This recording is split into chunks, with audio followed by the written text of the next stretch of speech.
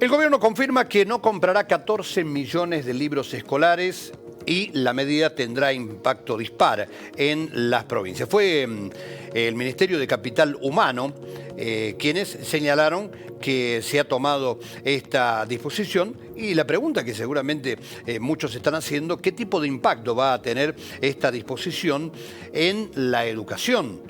En la educación de distintos niveles. Reitero, se trata de 14 millones de libros escolares. Bueno, el Ministerio, como decimos, de Capital Humano definió retirarse de ese programa nacional y descargar la compra en las provincias que están interesadas en adquirir estos ejemplares. Pero la pregunta es esta: ¿cómo impacta esto en la educación?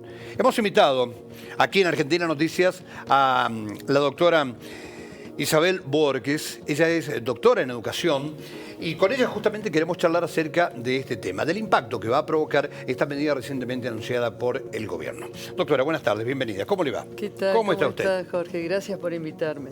Bueno, seguramente sorprendida por la medida o no tanto. No, a mí no me sorprende la medida, o sea, no estoy sorprendida por la medida. Sí creo que lo que no me deja de sorprender a mí, creo que en Argentina tenemos que aprender a evaluar o mirar resultados. ¿Y qué quiero decir con esto? El programa Libros para Aprender que lanza el gobierno de Alberto Fernández en el 22, en realidad tiene un largo historial de planes nacionales de lectura para estimular, para promover la lectura, que comienza en Argentina en el año 1986. Lectura, algo que está faltando y mucho. Nosotros en casi 40 años no mejoramos nada. Es más, hemos empeorado. Y se han dotado a las instituciones de millones de textos de lectura.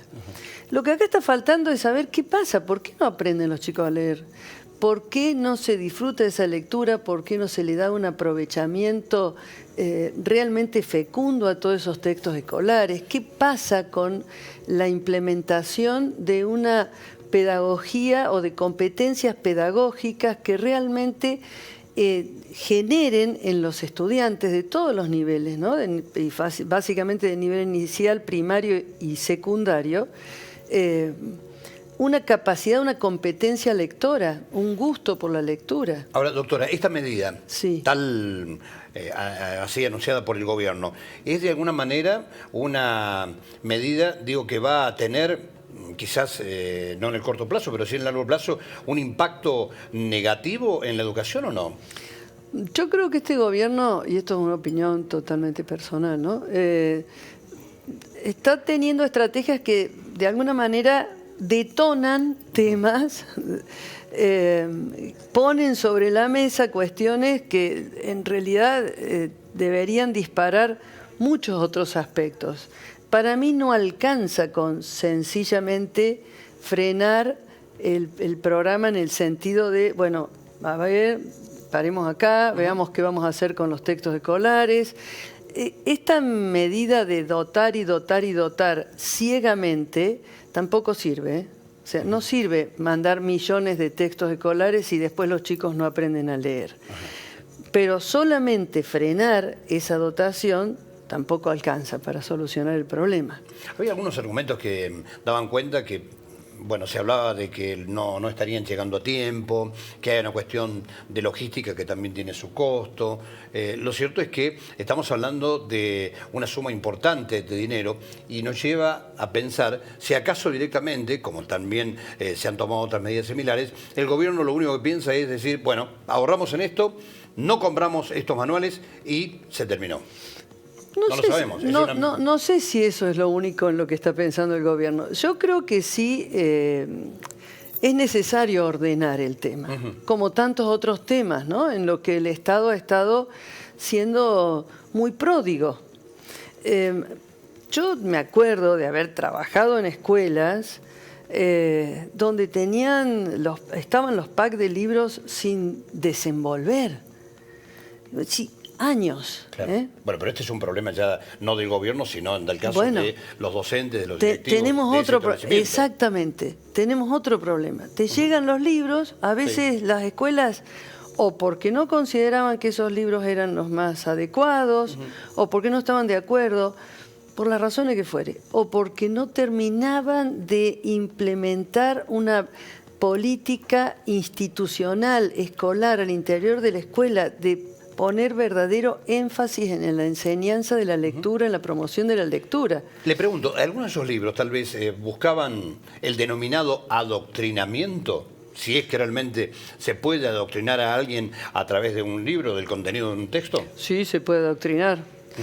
Nosotros tuvimos, y esta es una discusión interesante de dar, digo que ya no tiene que ver con nuestros fracasos reiterados en los planes nacionales de lectura que vienen, insisto, desde el año 86 en adelante, sí tiene que ver con una suerte de formación sistemática. Yo uso un término que no es mío, por supuesto, de Nadorowski, que habla de, bueno, y otro gran historiador que tenemos en Argentina, Gregorio Bember, el catecismo político. Cuando un determinado sector político partidario tiene interés de poner un énfasis particular y usa, entre otras cosas, los textos escolares.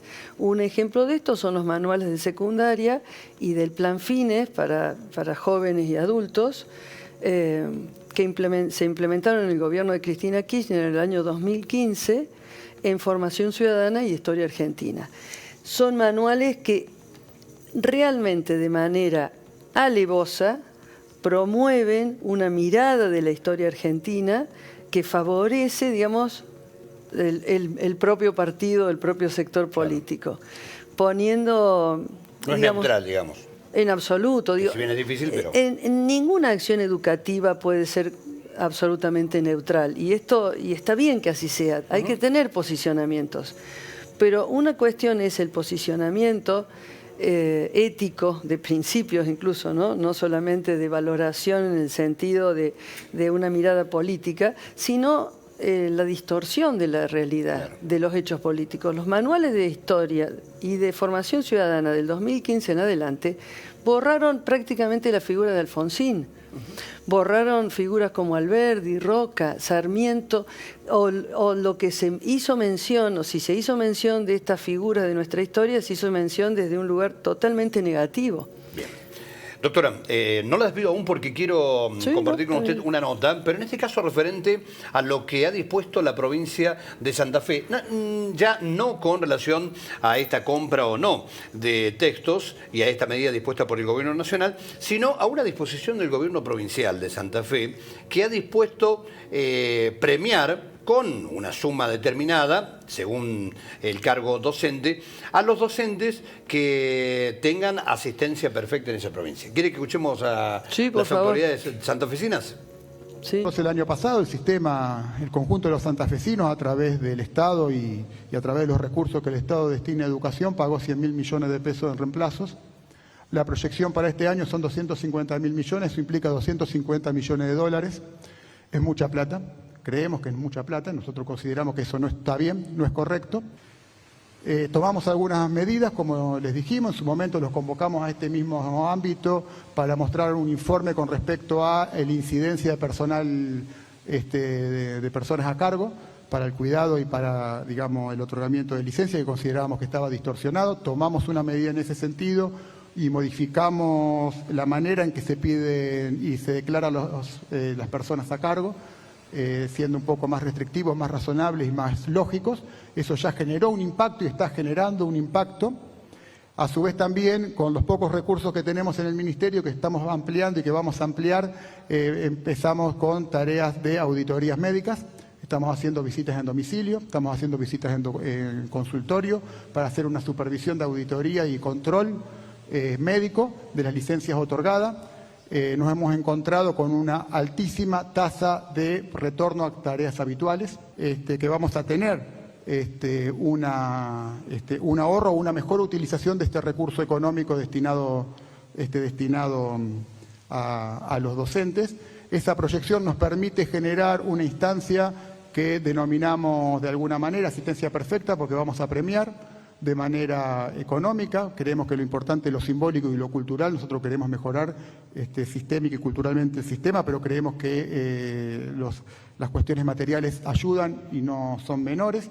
Entonces vamos a generar un premio que va a estar destinado a aquellos docentes que están en el aula, que va a estar destinado a aquellos equipos directivos que trabajan permanentemente en la supervisión y conducción y dirección de las tareas pedagógicas, y va a estar destinado a aquellos docentes o que no registran falta a lo largo del mes o que registran una falta a lo largo del mes. Entienda muy bien cuál es el sentido, que es un sentido proactivo, que es un sentido de premiar, que es un sentido de reconocer, que es en definitiva lo que creemos que es justo y que corresponde.